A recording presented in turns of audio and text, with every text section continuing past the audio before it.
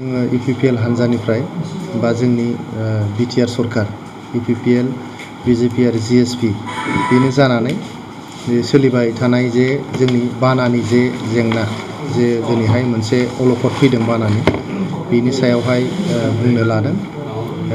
जोङो सिगांनिफ्रायनो जोबोद प्रिपेरेसन लादोंमोन। थांनाय एप्रिल मासनिफ्रायनो जोबोद प्रिपेरेसन दंखायोमोन।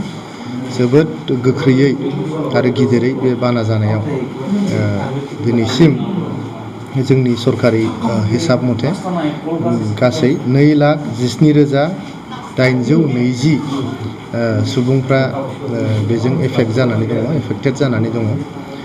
गासै 18टा सार्कोल रेभिनिउ सार्कोल 18टा रेभिनिउ सार्कोला एफेक्ट जादों। लोगोसे 514 गामिफ्रा एफेक्ट जानानै दं मैया बेलासिसिमनि रिपर्ट मथे। आरो दासिम रिलिफ केम्पआव गासै 29,331 सुबुङा थानानै दङ। एसे बारायनो हागौ, एसे खमायनो हागौ, मानो होनबा दै राननायजों माखासे थांफिनबाय आरो दै बारायनायजों माखासे रिलिफ केम्पआव फैगासिनो दं।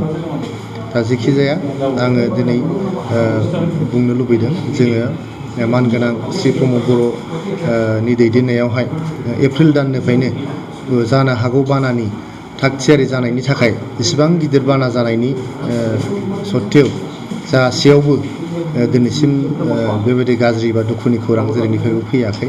नंगौ, सुबुंफ्रा दिनै गामिया लोमदों, न'आ लोमदों, आबादा लोमदों, मोसौ मोसाजों लोगोसे मानसिजों लोगोसे मोसौ मोसा दाउ अमा गासिबो खस्थ' मोनदों।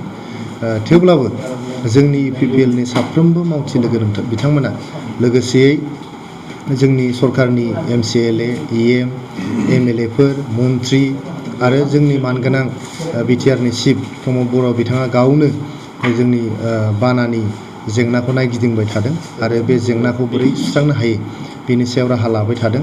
जोङो रिलिफ हिसाबै दालियानो जा, माइरंआनो जा, थाव, संख्रि जेब्लानो नांगौ जायो बेखौहाय मोनफ्रोमबो रिलिफ केम्पआव मोनफ्रोमबो बाना बुग्लेम जानाय गामिफ्राव सौहैहोनो जों हादों। दिनैसिम गासैबो जानाय लोंनायजों लोगोसे दै लोंनाय लोगोसे जोंनि जेसेबां देहायारि बिथिंनिफ्राय हेल्थ रिलेटेड निड्स दङ बेफोरखौबो सौहैहोनो हादों। गतिके जेरैनिफ्रायबो जेबो जेंना जों खोनायाखै। आरो सोरबा जुदि जेंनाफोर जुदि खोनादोंबा जोङो मोनसे हेल्पलाइन बेयो बिटिआर गभर्नमेन्टनिफ्राय मोनसे हेल्पलाइन जोङो फोसावखादों। बे हेल्पलाइनाव बुब्लानो जिखुनु हेफाजाब मोननो हायो। बे हेल्पलाइननि नाम्बारा जाहैबाय 600063215 600 खनसे बुंफिनदों 600036315। दा बे नाम्बाराव जुदि डायेल खालामबानो जिखुनु हेफाजाबखौ मोननो हायो। बे आदारनि हेफाजाबानो जा, लोंनाय दैनि हेफाजाबानो जा, मुलिनि हेफाजाबानो जा, बा सोरबाफोर जुदि दैबानाजों थाबथानानै दङबा बेखौ रेस्किउ खालामनायनि हेफाजाबानो जा, गोबां रोखोमनि हेफाजाब बे नाम्बारावनो मोननो हायो।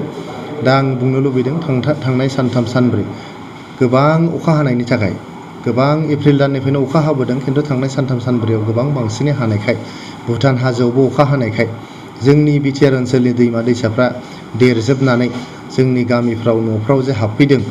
बे समाव जोंनि इउपिपिएलनि मानगोनां MCLAफोर, EMफोर, MLAफोर, मन्थ्रिफोर बयबो जोंनि बानाजों प्रब्लेम जानाय सुबुंफोरजों गसंफाहैदों। बिथांमोननो रिलिफ होनो नाजादों। जेसेबां हायो बिथांमोना हेफाजाब होदों। बिनि थाखाय जोङो इउपिपिएल हान्जानिफ्राय बिथांमोननिसिम गोसो गोरबोनि साबायखर बावहरबाय आरो गोजोननाय बावहरबाय। मानगोनां रायजोसिम जोंनि साबायखर बावहरनाय थाबाय। बिथांमोना नैबे दुर्जगनि समाव, नैबे डिजास्टारनि टाइमाव बिथांमोना जोंजों जे क'पारेसन होदों, जोंजों हेफाजाब होनानै बे बानानि जेंनानिफ्राय बारग'नो थाखाय जे नाजादों, बिनि थाखाय बिथांमोननिसिमबो जोंनि गोसो गोरबोनिफ्राय रोजा रोजा साबायखर थाबाय। आरो इयुनाव माबाफोर जेंना जुदि रायजोफ्रा मोगा मोगि जादोंब्ला बे मख'जानाय जे जोंनि हेल्पलाइन दङ, बे हेल्पलाइनाव फन हरनानै जोंनो खिन्थाहरोब्ला जों बिथांमोननिसिम लोगो लोगोयैनो सौहैगोन। बेखिनि रादायखौ होनानै फोजोबनाय जाबाय। सार, जिहेतु जोङो नुनो मोन्दों दैबानाजों गोबां हा गिसिखानायजों लोगोसे लामाफोरा बायलांजोब्बाय, बिनि बेलायाव नोंथांमोना माबायदि राहा लागोन? दा बानाया सोलिगासिनो दङ। बाना जोबग्रोमोना जोंनि PWD डिपार्टमेन्टनिफ्राय बा जाय रिलेभेन्ट डिपार्टमेन्ट दं, जाय डिपार्टमेन्टआ बेफोर हाबाफोरखौ मावो, बिथांमोनखौ एसेसमेन्ट मोनसे खालामहोनाय जागोन।